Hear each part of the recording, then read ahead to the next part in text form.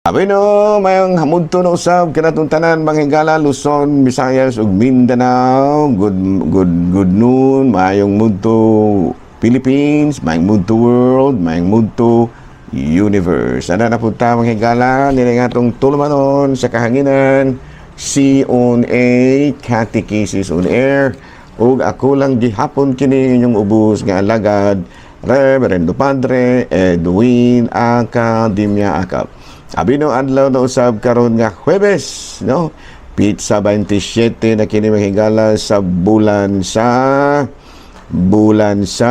Nobyembre. Oy, hapit na po mi magala. By the way, mahigala ka ug mga adlaw di ay magkuan mi kanang mag-pilgrimage mi adto mi sa Bito Sagay kay medyo duol-duol raman ang Bito Sagay diri sa amo ang higala kay ayungon baya mi.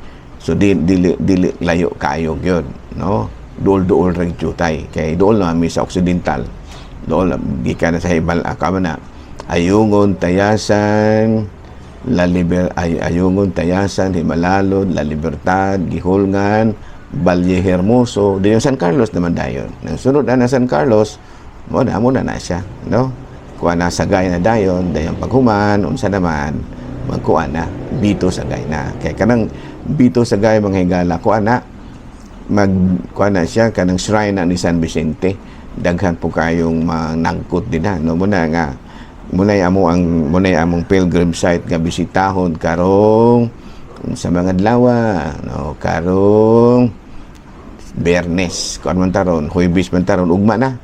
Kuan ni karong mudto mga alas 2 pa kumpisalon ko ning ako mga sakop dayong maghimo dayon mi og kining gitawag og Station of the Cross mo ni amo ang pamaagi mga religious devotion ba. Okay, ari na ta higala sa ato ang CBCP News.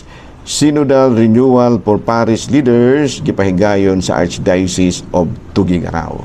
Sa ato pa ang the Archdiocese of Tuguegarao nagpatawag yun og Synodal Renewal para sa mga parish leaders sa ilahan dito sa Archdiocese of Tuguegarao, no? Basig suhiron po na namon diri kini aron nga masabtan gyud sa mga parish leaders ang spirito sa synodality.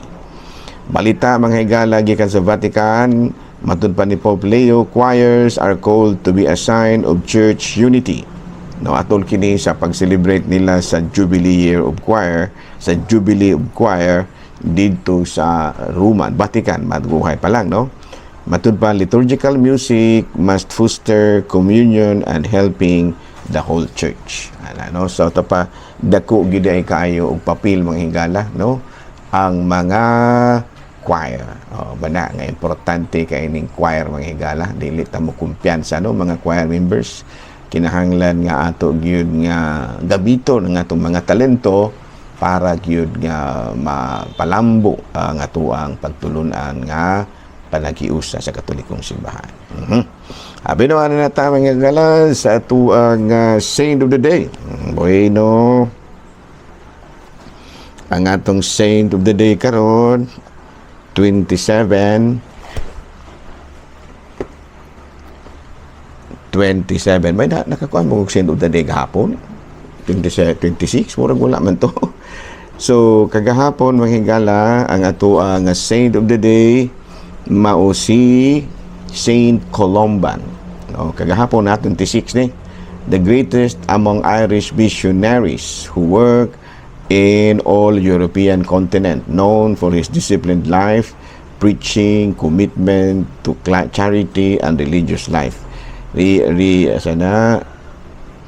Frankish king for his licentious, no, iyahan niya reproved the Frankish king for his licentious life, established monasteries and wrote treaties against Arianism, and maayo kay nga mga sermons, poetry and monastic rule. No, so karong adlaw mahigala kagahapong adlaw hinumduman nato si Saint Columban. Karon November 28 ang ato nga santo karon mao si San Francisco Antonio Fasani. Ayan, no?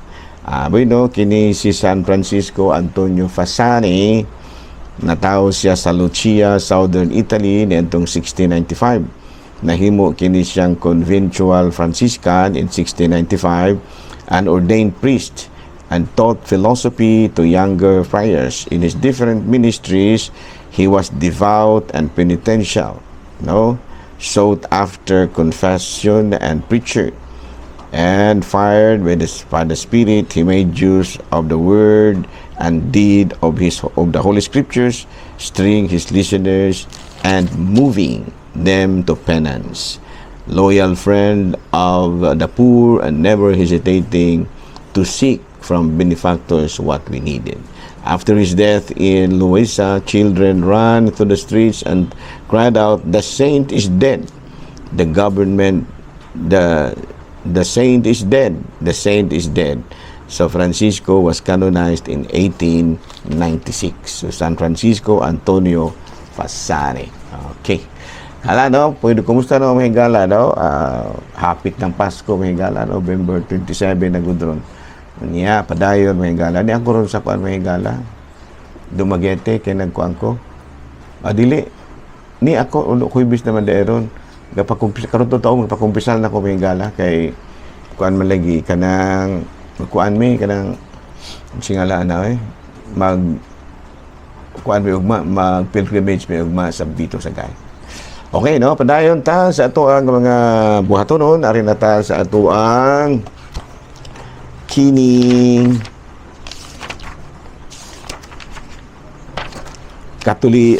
Roman Catholicism. Roman Catholicism. Okay, ari na ta mga higala sa ato ang mga pagtulon ang Katoliko. Okay, alang sa ato ang pagtulon ang Katoliko karon.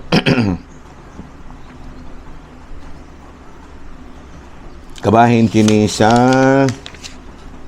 kining fiesta. Mga fiesta kay hapit na ba pong fiesta sa kuan mga higala sa Sibula sa Amlan, What is a fiesta? Fiesta is an event marked by festivities or celebration. Okay, unya fiesta means festival and they are renowned tradition of the Philippines. These joyful and grand events are at the heart of Filipino culture, held in almost every town and provinces across the country.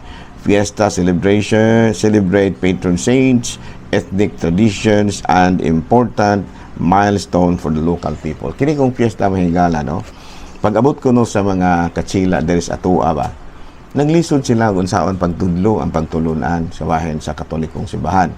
Muna nga, tingala sila, nag-research po sila ba kung sa mga maayong gamiton nga vehikulo, nakahuna-huna sila nga ilang i-introduce ang mga fiesta.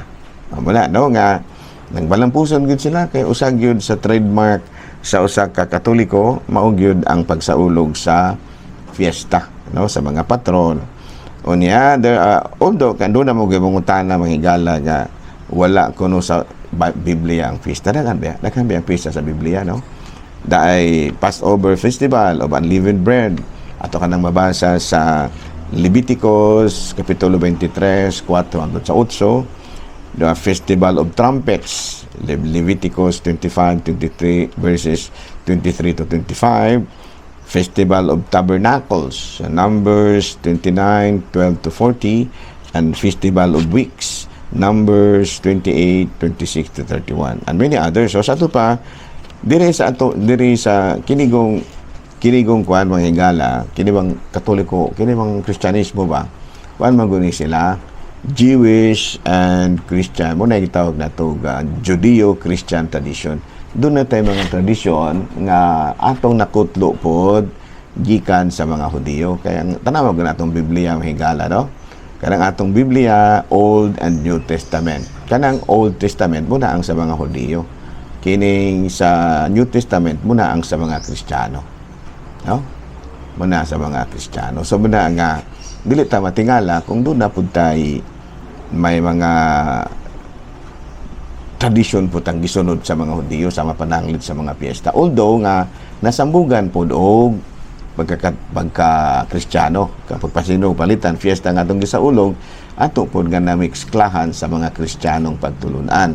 Muna nga Christians man lagi ang gihisgutan, so imbis nga kini mga Jewish nga mga rituals may atong gihimo, mga Christian rituals sa mapananglit sa pagpasidungog sa mga santos. Unya, matod palagi, mao ka na gitudlo sa una. Atong mabasa sa Mateo Kapitulo 18, versikulo 19 hangtod sa 20. No? Niingon nga, ug tudloi sila. No? Sa tupa, doon gipatudlo gyud ting mga kuan sa una, mga nahauna ka nato. Nya kato ilang gitudlo, dili na to para sa mga nahauna, apil po to karon. Katong ilang gitudlo, dili to mawala hangtod karon. Unya sa Mateo 16, 18 sa 20, unsay idili kini bitaw nakahinumdum ko mahigala, no? Ningon mangud si Kristo ug tudloi sila. So nanudlo tong mga apostoles sa una. Unya ang ilang gitudlo karon mga nahimo nga mga tradisyon. Ang problema kay dili naman muno-uno ni mga ubang mga Kristiyanos, labi na mga fundamentalist groups. O sige ra wa tay mahimo ana, no?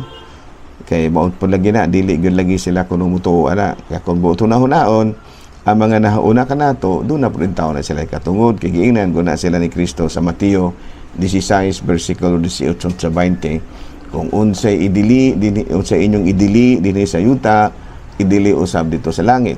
Kung unsay inyong itugot, dinhi sa yuta, itugot usab dito sa langit. Unya, sa ikaduhang sulat ni San Pablo nga taga Tesalonica, Kapitulo 2, versikulo 15, nagkaroon nga, stand firm and hold fast to the traditions which we have taught, either by word of mouth or by letter. Ato pa, kini mga tradisyon, ang nga nato dahil ng tahoron, pero dili naman yun sila mutahod yun, kaya Biblia naman yun kuno ng ila. So, wala tayo mahimo niya na. Usa sa mga tradisyon nga, ato gyud nga, gipadayon hangtod karon, mo gyud ang pagsaulog sa mga fiesta. Sagdira, no? Doon ay niingon ako nga, kana ba mga laing relihiyon padre dili mang pista pero kusog mamista sagdira ay nini na maayo, no? kanang mga pamulungan na ninyo ayaw na ninyo nagpalambua nga mga laing relihiyon mo ingon mo nga ay mga laing relihiyon dili magpista pero kusog mamista ayaw i-welcome ang mga laing relihiyon sa atong mga panimalay kamo ra magdili welcome ninyo ang laing relihiyon ana welcome tanan kay wala ba tay gipili as Christians. We are not selective. So, dawaton tanan bisag Muslim ang problema ng Muslim kadili mo ka og karne pero naa may manok. Mamista ang Muslim pakana og manok pero og Muslim pud nga mukaon og baboy kana ara pud pero dili na sila mukaon kay ila pud ang tradisyon maluoy pud din tawo tag atong pungson kay mo na ila pud din tawo nga pagtulunan. So ayaw ra ninyo pugsa. Total na may kanding kusog na sila mukaon kanding kusog po na sila kaayang mukaon o kining manok. No? Here in our country, we incorporate our different fiesta to honor the saints and God Himself and reverence to Mama Mary. No? When the Spanish missionaries entered the Philippines during the mid-1500s, they found out that the fiesta was a convenient tool to help teach Filipinos the Roman Catholic faith, and they were successful. The people were drawn to and participate in the colorful processions and religious drama. And these traditions we celebrated even up to now. Christmas, Holy Week. We find it easy to understand as we enable that in our culture, religio-cultural tradition.